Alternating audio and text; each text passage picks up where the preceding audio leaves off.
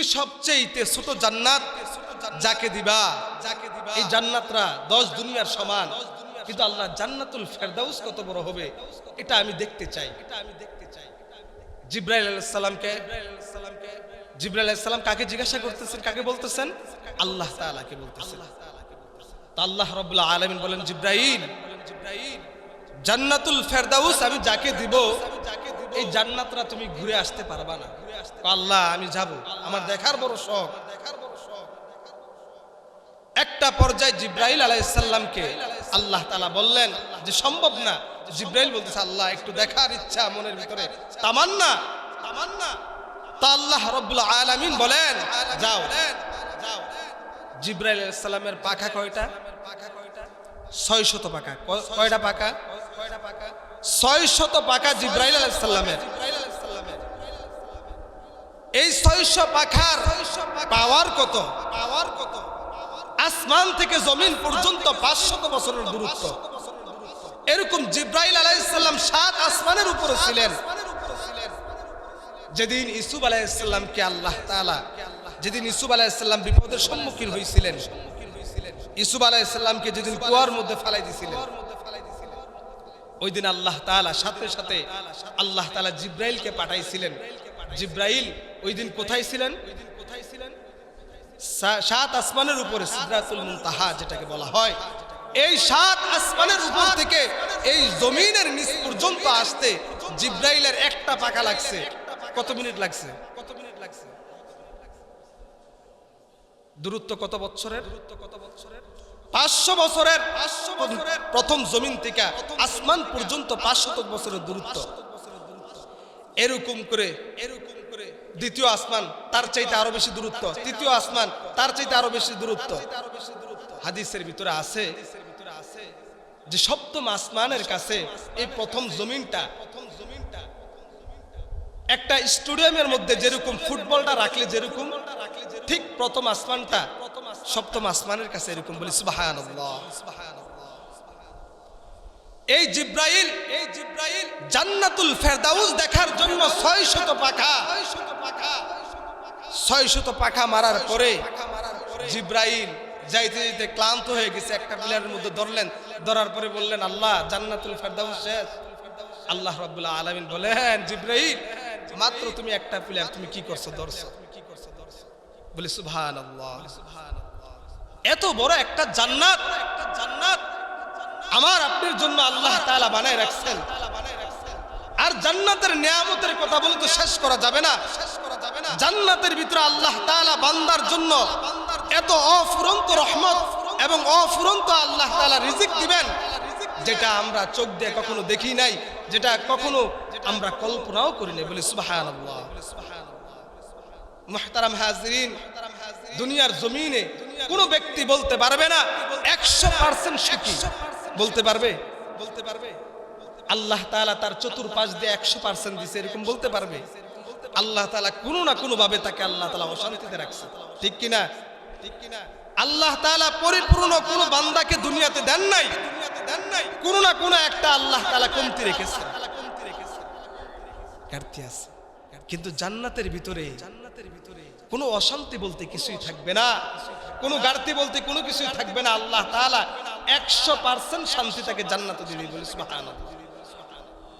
জান্নাতে কি দিবে?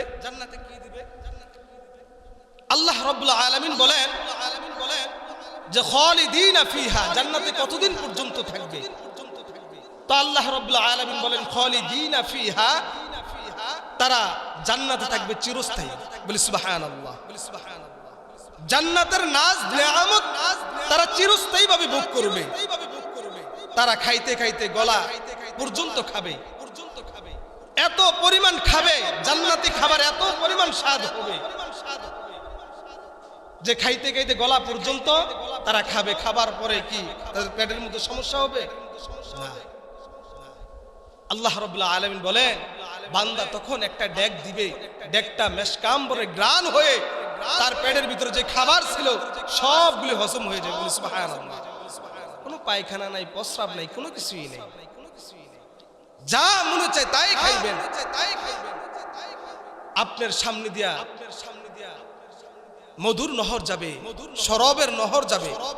মুহতারাম হাজিরিন, জান্নাতি মদ আজকে দুনিয়ার জমিনে যারা আমরা দুনিয়ার মদ পান করি, তাদের জন্য যারা দুনিয়ার শরাব পান করি, তাদের জন্য জান্নাতের মদ হারাম হয়ে যাবে। নাউজুবিল্লাহ। আজকে এই দুনিয়ার জমিনে আমরা নেশায় পইরা কত কিছু করতেছি, নেশায় পইরা কত কিছু করতেছি, কত হারাম খাচ্ছি, দুনিয়ার জমিনে মদ পান করতেছি। এই মদ যারা পান করবে তাদের জন্য জান্নাতি মদ তাদের জন্য হারাম হয়ে যাবে।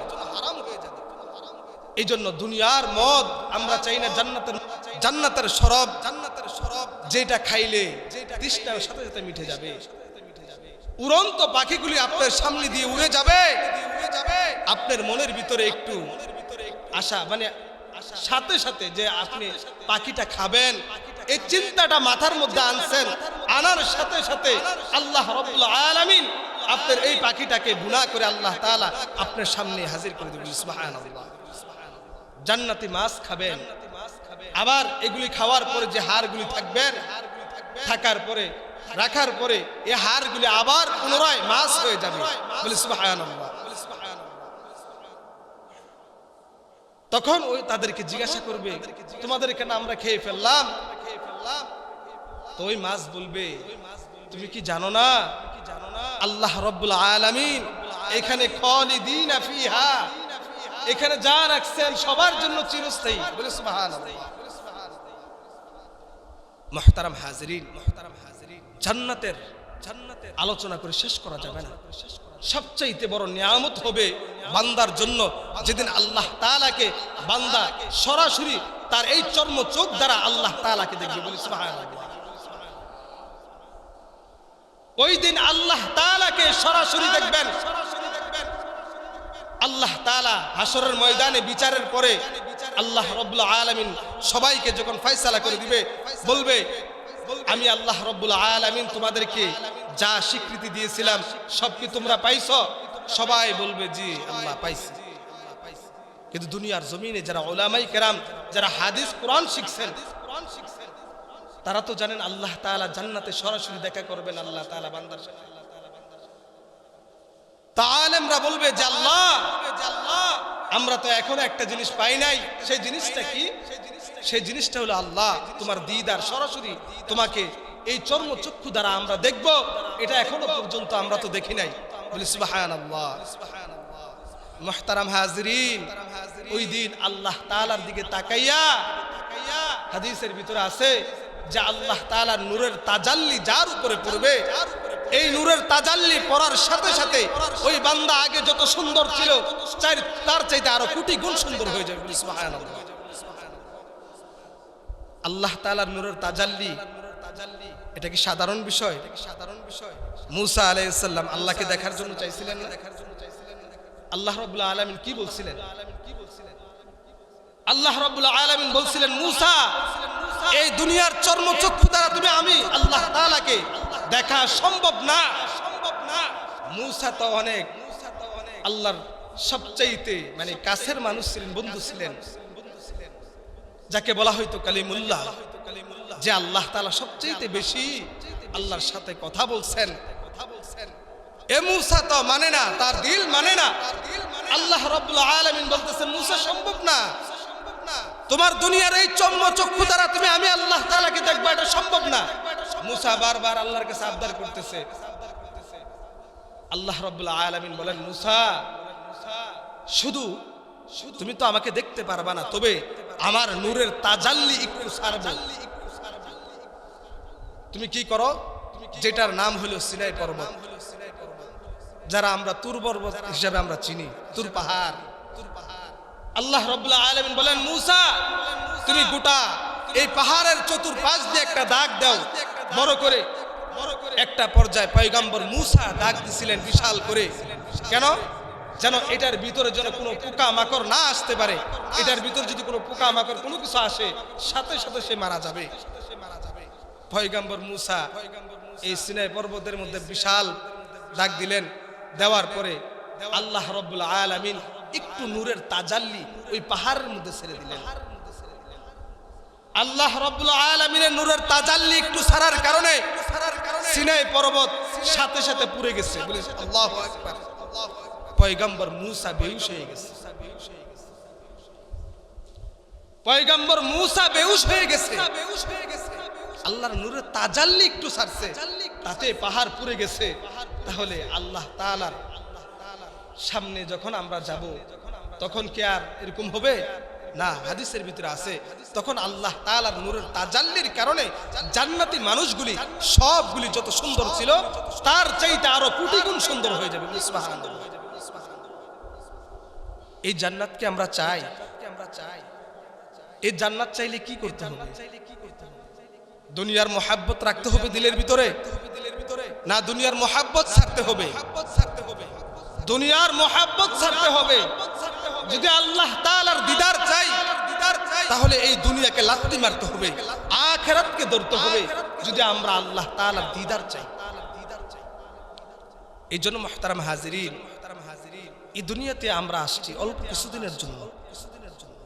আমি সেই কথাগুলি প্রত্যেক সপ্তাহে আমি বলি, অল্প কিছুদিনের জন্য আল্লাহ তাআলা পাঠাইছেন। আল্লাহ তাআলা আমাকে চিরস্থায়ীর জন্য এই দুনিয়া দেন নাই। আমাকে মুসাফির খানার ভিতরে আমাদের চোখের সামনে জলজন্ত মানুষগুলি চলে যাচ্ছে।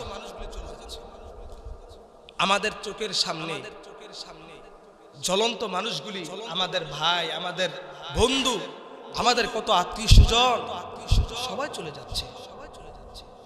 কেউ এই দুনিয়ার জমিনে নাই। একদিন আমি আপনিও চলে যাব, আমি আপনিও একদিন থাকবো না, কিন্তু আমার আপনার এই কর্মগুলি থেকে যাবে দুনিয়ার জমিনে। আমি এই দুনিয়ার জমিনে যা করছি, আমার কৃত কর্মের ফসল সবগুলি এই জমিনে থেকে যাবে। আমি থাকবো না। আমার এই ব্যবহার, আমার এই ধন সম্পদ, আমার এই ছেলে মেয়ে, আমার এই স্ত্রী, আমার সব থেকে যাবে, আমি চলে যাব। এই জন্য মুহতারাম হাজিরিন, দুনিয়াকে এখন সময় আছে, বাদ দেন। দুনিয়াকে বাদ দেন। এই চাকচিক্য, এই মোহ, এটা আমাদের জন্য চিরস্থায়ী না। এক সেকেন্ডের ভরসা নাই। জলজন্ত মানুষগুলি বারবার বলতেছি যে চলে যাচ্ছে। এখনো পর্যন্ত আমাদের ফজরের নামাজগুলি আমাদের জীবন থেকে চলে যাচ্ছে। জোহরের নামাজগুলি আমাদের জীবন থেকে অতিবাহিত হয়ে যাচ্ছে। আসরের নামাজগুলি আমাদের জীবন থেকে অতিবাহিত হয়ে যাচ্ছে। 5 ওয়াক্ত নামাজ আমাদের জীবন থেকে অতিবাহিত হচ্ছে। আমরা এই নামাজের কদর আমরা করি না। আল্লাহ ফজরও ডাকতেছে, বান্দা আমি আল্লাহ রাব্বুল আলামিন যদি তোকে 1 মিনিটের জন্য অক্সিজেন বন্ধ করে দেই, এমন এই জমিনে কি আছে বান্দা তোর অক্সিজেন চালু করবে? বান্দা তুই একজন গুনাহগারের জন্য আমি আল্লাহ তাআলা 20 জন ফেরেশতা তোর সাথে আমি আল্লাহ তাআলা নিয়োজিত করে রাখছি তোর খেদমতের জন্য। বান্দা তোর জন্য কোনো কাজের ভিতরে তোর জন্য কোনো ব্যাঘাত সৃষ্টি না হয়। বান্দা তোকে যেন শয়তান, তোকে যেন জিন শয়তানে তোকে যেন নষ্ট না করতে পারে। আমার ফেরেশতারা 20 জন একজন গুনাহগার বান্দার জন্য 20 জন ফেরেশতা নিয়োজিত করে রাখছে। বলি সুবহানাল্লাহ। কিসের জন্য? আরে আমার আপনার পাহারা দেওয়ার জন্য, আমার আপনার খেদমত করার জন্য। আমি আপনি আজকে জোহরের পরে কি রিজিক খাবো, একজন ফেরেশতা আছে, এই ফেরেশতা আমার আপনার রিজিক কি করেন? রিজিক জোগাড় করেন। আমি আপনি ঘুম থেকে উঠবো, যদি ঘুম থেকে না উঠি মৃত লাশ। ঘুম থেকে উঠানোর জন্য একজন ফেরেশতা আছে। আমার প্রত্যেকটা কাজের মধ্যে আরে একটু 1 মিনিট যদি আমি চিন্তা করি, 1 মিনিটের জন্য আমি সবকিছু একদিকে বাদ দিলাম, আল্লাহ তাআলা যদি প্রস্রাব বন্ধ করে দেয় যে আজকে দিনের জন্য আপনার প্রস্রাব বন্ধ, আচ্ছা বলেন তো আমার আপনার অবস্থাটা কি হবে? আমি আপনি যে প্রস্রাব করি এটার কোনো সুইচ আছে? সুইচ টিপতে হয়। আপনি নিয়ত করছেন আপনি প্রস্রাব করবেন, আপনি বাথরুমের মধ্যে বসছেন, বসার সাথে সাথে আপনি নিয়তের সাথে সাথে কলকলায় আল্লাহ তাআলা প্রস্রাব বাহির করে দেয়। আপনি পরিপূর্ণ একটা সুস্থ হয়ে যান, পরিপূর্ণ একেবারে আপনার শরীর পাতলা হয়ে যায়। এই প্রস্রাব যদি না বাইর করে আল্লাহ তাআলা, পৃথিবীর কোনো ডক্টর নাই, কোনো পৃথিবীর কোনো কবিরাজ নাই যে আপনি চালু করবে। যেমন বর্তমান হসপিটালের ভিতরে গেলেও আমরা এলএম শিখতে পারি, ঠিক কিনা? কি এলএম শিখতে পারি? যেমন হসপিটালের ভিতরে প্রত্যেক দিন প্রস্রাব বাহির করার জন্য 3 থেকে 3,500 টাকা বিল আসে। কেননা সিস্টেম না কি জানি এটা বলে, এটা হাতে নিয়ে রাখে। এই প্রস্রাবটা ক্লিয়ার করার জন্য, যাদের প্রস্রাব বন্ধ হয়ে গেছে বা কোনো সমস্যা হয়েছে, ইনফেকশন হয়েছে, এটাকে বাহির করার জন্য প্রত্যেক দিন 3 থেকে 3,500 টাকা বিল দিতে হয়। কত টাকা বিল দিতে হয়? আপনি চিন্তা করে দেখেন তো, এটা আপনার 1 মাস চালু রাখে, 1 মাসের বিল সর্বনিম্ন 3,000 করে ধরলে 90,000 টাকা। তারপর থেকে আপনি বলবেন, এই তাড়াতাড়ি আমার জমি বেচো, আমার গাড়ি বেচো, বিক্রি করে আমার সুস্থতার দরকার, আমার এই প্রস্রাব বাহির করতে হবে। আল্লাহ তাআলা যদি চাইতেন, বান্দা প্রত্যেকটা অঙ্গ প্রত্যঙ্গ, প্রত্যেকটা নেয়ামতের যদি আল্লাহ রাব্বুল আলামিন যদি বিল নিতেন, আমার আপনার অবস্থাটা কি হতো? আমরা যে অক্সিজেন নিচ্ছি, 550 লিটার অক্সিজেন প্রত্যেক দিন গ্রহণ করতেছি, 550 লিটার অক্সিজেন গ্রহণ করতেছি প্রত্যেক দিন। আবার কার্বনটা যেটা আমরা ছাড়তেছি, এটা কি? Carbon die oxide. ওটা ছাড়তেছি, যদি এটা না ছাড়ি, বান্দা তার সাথে সাথে তার অবস্থা খুব করুণ হয়ে যাবে। এই জন্য বিজ্ঞানীরাও বলে, যদি গরম কোনো চা হোক বা দুধ হোক, গরম জিনিসের উপরে ফু দেওয়া নিষেধ, সম্পূর্ণ নিষেধ। গরম কোনো খাবার, তরল জাতীয়, এই খাবারটার উপরে ফু দেওয়া কি নিষেধ। কেন নিষেধ? আপনি যেটা কার্বন ডাই অক্সাইড যেটা বাহির করতেছেন, এটা বিষ হয়ে বাইরে দিতেছে। আপনি যেটার মধ্যে ফু দিচ্ছেন, এটা বিষ হয়ে গেছে। দেখবেন যে ওই দিন রাত্রে আপনার শরীর ব্যথা করতেছে, ঠিক কিনা? কোনো না কোনো শরীরের অসুস্থতা অনুভব করতেছেন। তার মানে এই জন্য বিজ্ঞানীরা বলতেছে যে ফু দেওয়া নিষেধ। প্রত্যেক দিন 550 লিটার অক্সিজেন গ্রহণ করতেছি। শুধু কি বান্দা তাই তোমাকে এইটুকু নিয়ামত দিছি? না বান্দা, এই 550 লিটারের ভিতরে আমি আল্লাহ তাআলা এমন কিছু মেডিসিন দিয়েছি। আমি আল্লাহ তাআলা মেডিসিনটা কি? 8টা মেডিসিন। বিজ্ঞানীরা বলেন, এখন গবেষণা করে দেখতেছেন যে বান্দার অক্সিজেনের সাথে 8টা মেডিসিন আল্লাহ রাব্বুল আলামিন পুশ করতেছেন। বলি সুবহানাল্লাহ।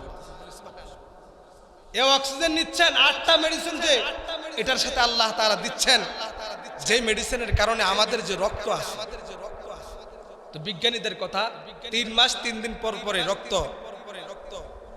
রক্ত কি করতে হবে? শরীর থেকে চেঞ্জ করতে হবে। আমি যদি আল্লাহ রাব্বুল আলামিন এই মেডিসিনটা যদি না দেই, বান্দা 3 মাস 3 দিন পরে তোমার এই রক্ত চেঞ্জ করতে হবে। আজকে প্রায় জায়গার ভিতরে আমরা দেখি, হসপিটালের ভিতরে গেলে, এই যে বললাম, অনেক 3 মাস পর পর রক্ত চেঞ্জ করতে হয় কিনা, যাদের ব্লাড ক্যান্সার, দেখবেন এটা হয়তো বা অনেকে জানেন এই বিষয়গুলো। 3 মাস পর পর রক্ত চেঞ্জ করতে হয়। 3 মাস পর পর যদি রক্ত চেঞ্জ করতে হয়, আমার আপনার অবস্থা কেমন হবে? মুহতারাম হাজিরিন, আল্লাহ রাব্বুল আলামিন বলতেছে, বান্দা তুই শুধু আমি মালিকের গোলামি কর, আর তোর গোলামি করার জন্য আমি আল্লাহ রাব্বুল আলামিন কুল কায়নাতকে আমি তোর গোলামি করার জন্য, তোর খেদমত করার জন্য আমি সবাইকে গোলামি বানাই দিলাম, গোলাম বানাই দিলাম। আর শুধুমাত্র কেবলমাত্র আমি আল্লাহ রাব্বুল আলামিন তোকে সৃষ্টি করলাম আমি আমার গোলামি করার জন্য। সুবহানাল্লাহ। পৃথিবীর জমিনে একটা মাখলুকাত পাবেন না যে মাখলুকাতরা আমাদের গোলামি করে না, যেটা হয়তো বা আমাদের প্রকাশ্য করে, কোনোটা আমাদের অপ্রকাশ্য করে, ঠিক কিনা? যে রাসেল ভাইপার সাপ আমরা নাম শুনছি, সাপও কিন্তু আমাদের খেদমতের জন্য, ঠিক কিনা? আমাদের খেদমতের জন্য আল্লাহ তাআলা বানান নাই? সাপের বীজ দিয়া ওষুধ তৈরি করা হয়। সুবহানাল্লাহ। কোন নিয়ামতকে অস্বীকার করবেন? কোন নিয়ামতকে অস্বীকার করবেন আল্লাহ তাআলা? এমন একটা নিয়ামত নাই যেটাকে আমি আপনি অস্বীকার করব। এই 3.5 হাত বডি আল্লাহ তাআলা যেটা দিবেন, এটার ভিতরে যে কত পরিমাণ নিয়ামত দিবেন, আমি আপনি যদি চিন্তা করি আর গণনা করি শেষ করতে পারবো? একটা হাতের মূল্য কত, একটা পায়ের মূল্য কত, একটা চোখের মূল্য কত? আরে আপনি যদি একটু চিন্তা করেন, এই নাকটা যদি আমাদের মুখের সামনে না দিয়ে, যদি আমাদের এই নাকটা যদি আল্লাহ তাআলা আমাদের ওই লজ্জাস্থানের উপরে দিতেন, তাহলে কি হইতো? বা আল্লাহ রাব্বুল আলামিনের নাকটা যদি আমাদের সামনে দিয়ে না দিতে, পিছন দিক দিয়ে দিতেন, তাহলে কি অবস্থা হইতো? আল্লাহ রাব্বুল আলামিন বলেন, বান্দা তোমার যেটা যেই জায়গা লাগানোর দরকার ছিল, আমি আল্লাহ রাব্বুল আলামিন তোমাকে ওইটা আমি আল্লাহ তাআলা লাগাই দিছি, শুধুমাত্র কেবলমাত্র বান্দা আমি আল্লাহ তাআলার গোলামি করার জন্য। বান্দা তোকে আমি আল্লাহ তাআলার গোলামির জন্য পাঠাইছি। বান্দা তুই সারাদিন কাজ কর, সমস্যা নাই তো, আমি আল্লাহ রাব্বুল আলামিন তোকে পাঁচ বালা ডাকতেছি। বান্দা তুই কল্যাণের দিকে আস, বান্দা তুই মসজিদের দিকে আয়, তুই 5 ওয়াক্ত নামাজ পড়,